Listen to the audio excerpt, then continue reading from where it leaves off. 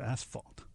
So what would you have done, or what would you suggest if we could invent one of those reality TV makeover shows, and you could actually take Chapel View, because even to my untrained eye, there are parts of it that are charming, despite the the chapel, despite the consumerist bent. What should you do in, whether it be Cranston, which is certainly more developed, or in a more rural character like Tiverton? I mean, what can you do to incorporate commerce so that it works seamlessly or is less obtrusive than the current inventions? Well, I think you build smaller, basically. You build smaller and you build more elegant. It's a matter of design.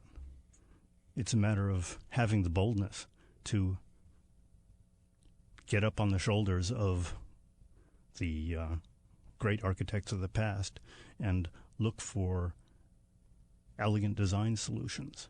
We've practically made elegant design solutions illegal in this country, and we should bring them back. And places like Tiverton and Pawtucket and Providence are places that start with a big advantage because they've got lots of great architecture. The models are already there. We don't have to make things up. It's making things up that has caused the problem. So I think that when it comes to Tiverton, yes, have mixed use. Make it smaller. When you talk about the notion of big versus small, when you talk about the notion of buildings facilitating each other, what's an example of a downtown or a Providence building or anything really in Rhode Island that is on a larger scale that works for you? On a larger scale that works for me, the Superior Court on Benefit and South Main Streets is a beautiful building, built relatively recent, that is less than 90 years ago. Mm-hmm. 1933 it was completed, I believe. It's a huge, it may be the hugest neo-Georgian structure in the world. It steps up Benefit Street very elegantly. It's a building that H.P. Lovecraft, who hated new buildings in Providence, fell in love with. Mm-hmm. So neo-Georgian, or Georgian, I would say, or Federalist, those are styles that appeal to you in this part of... Yeah, but it's really not a matter of style. It's a matter of design quality. And that's the secret sauce for folks like us when you talk about design quality that is so difficult to interpret when you've never seen a lot of design. If your life is a series of Mineral Spring Avenues and Atwell's Avenues and, God forbid, Mendon Road in Cumberland, when your life is a series of that, what do you look for in terms of the differences that make something like that better? Now, you talked about the way the courthouse is integrated into the gradually ascending College Hill. Mm-hmm. Give us some other design elements that you think that need to be thought of, at least when you're looking at these massive big box structures. What could they do? Well, it's really very simple. You make a house that looks like a house. You make a bank that looks like a bank. You make a city hall that looks like a city hall. A stadium, Paris thought, that looks like a stadium. Mm-hmm. This is not to say that you have to copy everything that's been done in the past, but what architecture has been doing for the past 50 years is to look at what has been done in the past and do the opposite. It hasn't worked. We have a lot of classy, sterile, junky architecture, not just on Mineral Spring Avenue, but in downtown Providence, where the models for beautiful city building are right there. And yet, what have we done? We've put up the GTEC building. We've put up all sorts of buildings that have degraded our environment. We spent $180 million on Water Place Park and the Riverwalks, a transportation project with a aesthetic project piggybacked up on it, and then we ruined it by putting up the GTEC building, the luxury apartment complex, Water Place luxury apartment complex, the Blue Cross Blue Shield building, and if you look at the advertising for the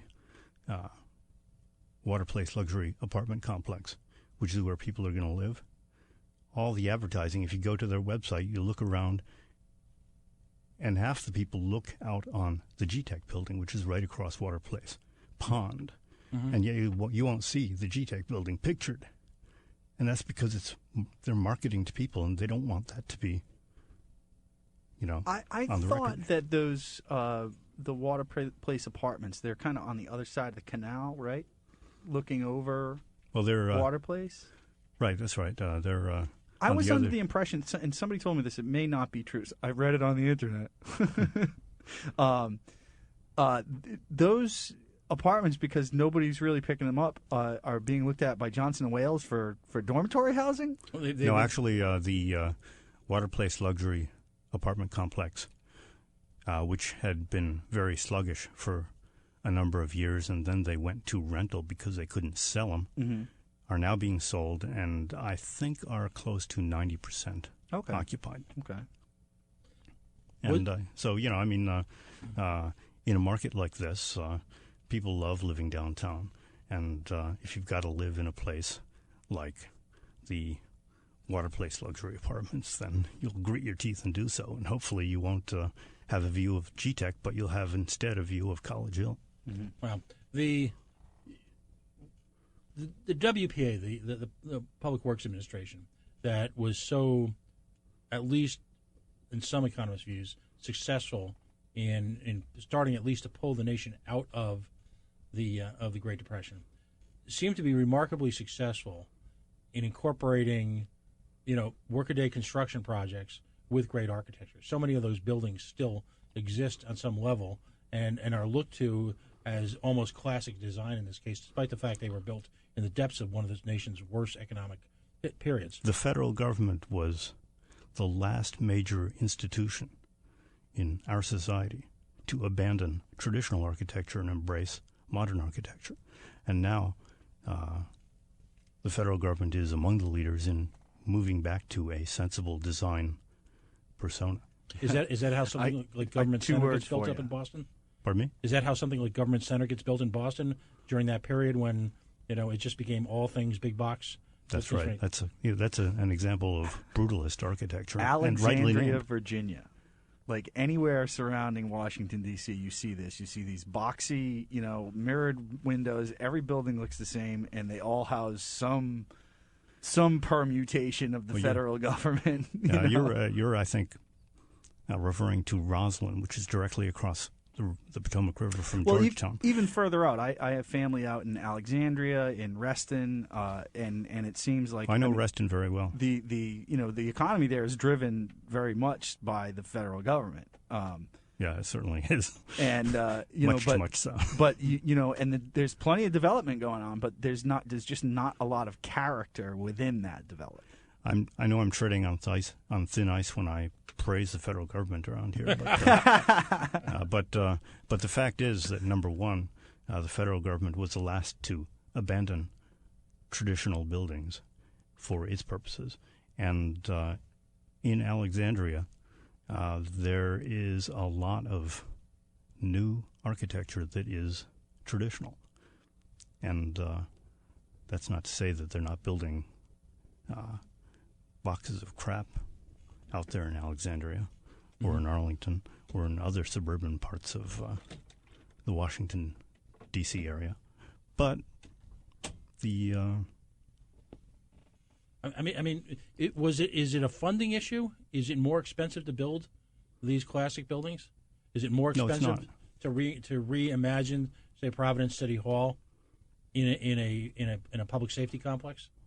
Are you able to do the type of smart building that you've been able to? Well, what you have in the world of traditional architecture today and classical design is technology that is enabling the production of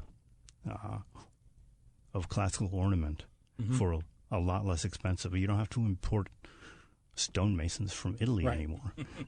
You can do it by computer. Now, there are a lot of classicists who don't like that, and who wouldn't want a wonderful baluster of marble or granite rather than polyurethane. But if it looks good, it looks good. If it looks good and feels good, do it. That's right. Absolutely. David, again, thank you for joining us. We're going to be putting up more of your blogs, more of your pieces up. We got a lot of people got a big kick out of the North Korean blog.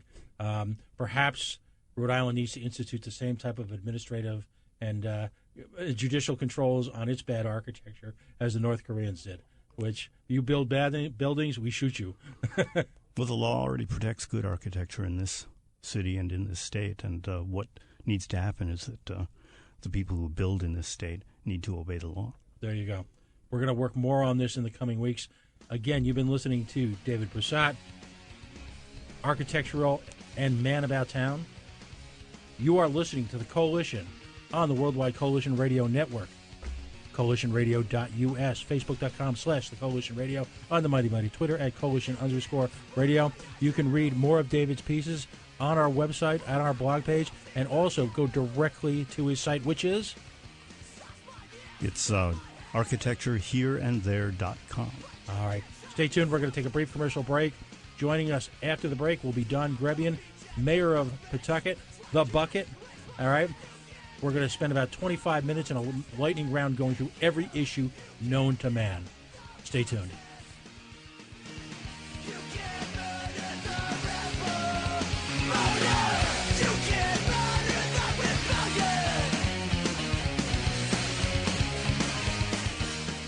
Beacon Shipping Logistics will ship any car, any vehicle, anywhere in the United States with door-to-door service. Just call 855-3-SHIP-IT. They ship vehicles for thousands of auto dealers throughout the country, so you know you can trust them to provide the most reliable auto transport in the industry. And they offer open or enclosed shipping for your precious cargo. Did you see a car online and can't get there? Let Beacon Shipping ship and deliver it right to your door. Need to get your boat from West Palm to Warwick Neck?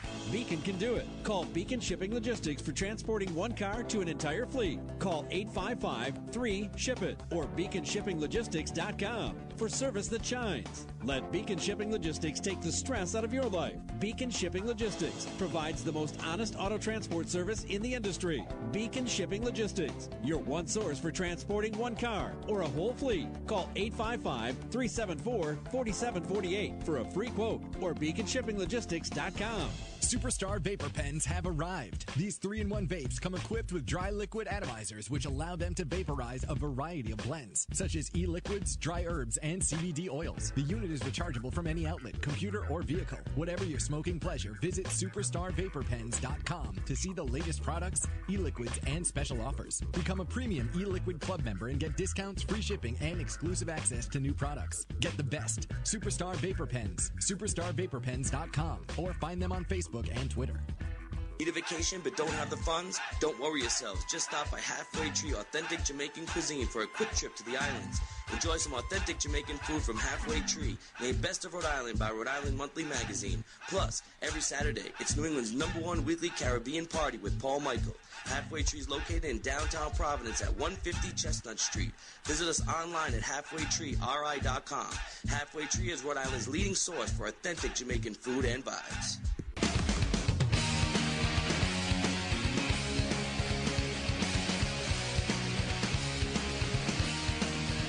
And yes, we are the Coalition, loud and proud, outrage porn-free, civilly disobedient radio, broadcasting live from the Worldwide Coalition Radio Network. Find us at thecoalitionradio.us, Facebook at facebook.com/thecoalitionradio, on the mighty, mighty Twitter at coalition_radio.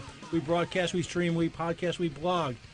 And joining us in studio is a very special guest, someone we've been trying to get in here for a long time, and we're thrilled that he's joined us, is the Honorable Donald Grebian, mayor of the great city of Pawtucket, Rhode Island. I like to draw the analogy, I think Pawtucket is the Brooklyn to Providence, Manhattan. The difference now being is that Brooklyn is ultimately a lot cooler than New York City. That's true. I appreciate that, and that's where we're trying to head. So, yes, we're on the same page with that. Right, we're a lot cooler, all right? And that I've got hipster kids, so I can say that with some authority. We're going to incorporate, sometimes at the end of an hour, when we've got someone for a full hour, we go into what we call lightning round. And we're going to do the same thing here. We've just got a bunch of questions lined up. about Pawtucket. We're going to be spending a lot of time on Pawtucket in the coming weeks. Not on the obvious question, but there's a lot more to Pawtucket than just what you read about in the recurring headlines and on social media. It's a dynamic, emerging city. I personally think that there's more growth potential in Pawtucket than just about any city in Rhode Island. And under the right leadership, as we're starting to see, that is starting to emerge. So let's get right down to it. Mayor Grebian, what is the big vision, the V word, for Pawtucket